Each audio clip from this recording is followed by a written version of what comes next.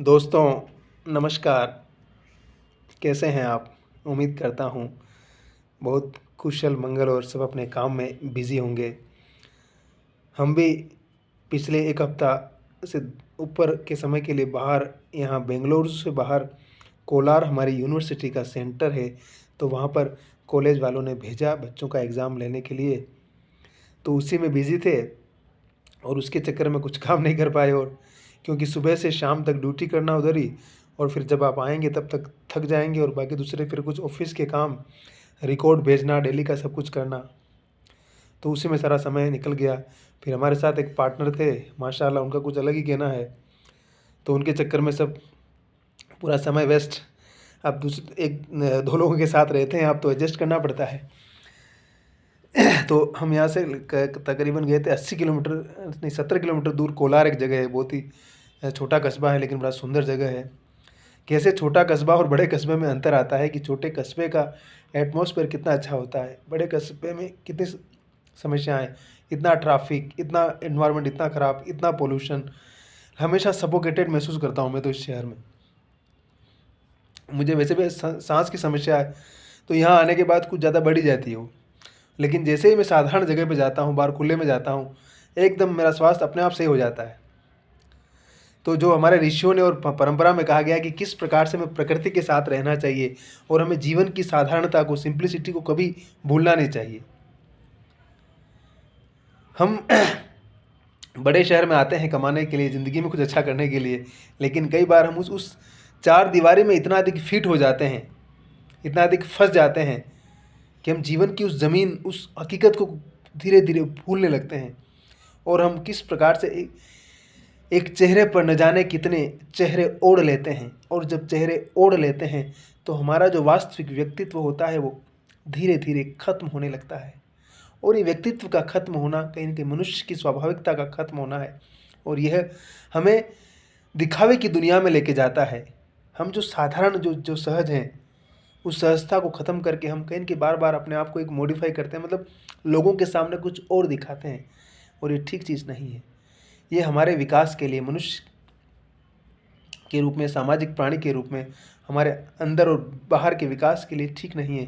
ये हमारे विकास को आगे नहीं बढ़ाता है, बल्कि हमें डैमेज करता है, क्योंकि हम अपनी ही पर्सनैलिटी को खोने लगते हैं या खो रहे होते हैं। और जब हम अपनी ही पर्सनैलिटी को खो रहे होते हैं तो ज़ाहिर-सी बात है उसका परिणाम कुछ और ही आता है। तो इसलिए सहज बना रहना भी ज़रूरी है। तो मैं बता रहा था कि कोलार गए थे, कोलार छोटा शहर है, अच्छा लगा। सुबह बाहर एक पार्क था सुंदर, हमेशा घूमता, डेली घूमने चला जाता था मैं सुबह जल्दी उठ करके। हल्की-फुल्की एक्सरसाइज, हल्का-फुल्का योगा कर लेता था।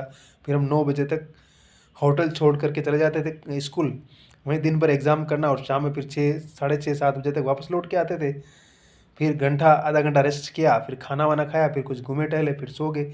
कुछ छोटा-मोटा अपना काम निपटाया और वापस सुबह वापस जाना था। तो वही पूरा चक्र चल रहा था दिन भर का कॉलेज का। अभी आज लौट करके वापस आए हैं, लेकिन फिर से वापस मंडे को जाना है, क्योंकि फिर अभी 1 हफ्ते 8-9 दिन का फिर एग्ज़ाम और है। तो समझिए कि क्रम पूरा चलता रहेगा। और उस कोलार जो छोटा सा कस्बा है, जहाँ बहुत सारे समाज के लोग रहते हैं, कह सकते हैं कि एक शांतिपूर्ण कस्बा है। छोटी-मोटी चीज़ें आवश्यकता की मिल जाती है, और एक अच्छा एटमॉस्फेयर भी है, अच्छा वातावरण भी लगा हमें।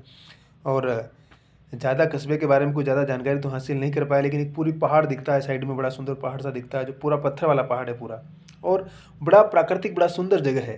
अब घूमने जाएँगे सुबह-सुबह उठ कर के तो लगता है जैसे किसी पहाड़ी इलाके में आ गए हों, है ना? तो ये प्रकृति के साथ जाना, लोगों से मिलना, नई-नई जगह पे जाना बड़ी अच्छी चीज़ है। तो हमें करते रहना बहुत ज़रूरी है। तो मैं क्षमा प्रार्थी भी हूँ कि मैं जो साहित्य का पाठ पढ़ा रहा था उसको कंटिन्यू नहीं कर पाया, लेकिन कोशिश करूँगा कि मैं फिर से शुरू करूँ उसको, और बहुत जल्द हम हिंदी साहित्य की एक-एक रचना, एक-एक कवि पर बात करते हुए इस ज्ञान के इस महासमुद्र में हम गोता लगाएँगे, और उम्मीद करेंगे कि हम जितना कुछ अच्छा कर सकें, जितना कुछ समझ सकें, हम समझाने की कोशिश करेंगे। और जीवन में हमेशा भी पॉजिटिव रहिए, खुश रहिए, नकारात्मक लोगों से दूर रहिए, हँसते रहिए, मुस्कुराते रहिए, खुश रहिए हमेशा।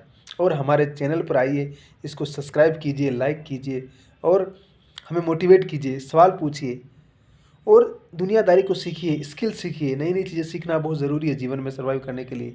और हर तरह के लोगों से डील करने की क्षमता हमें कमरे के अंदर नहीं बल्कि कमरे के बाहर आती है।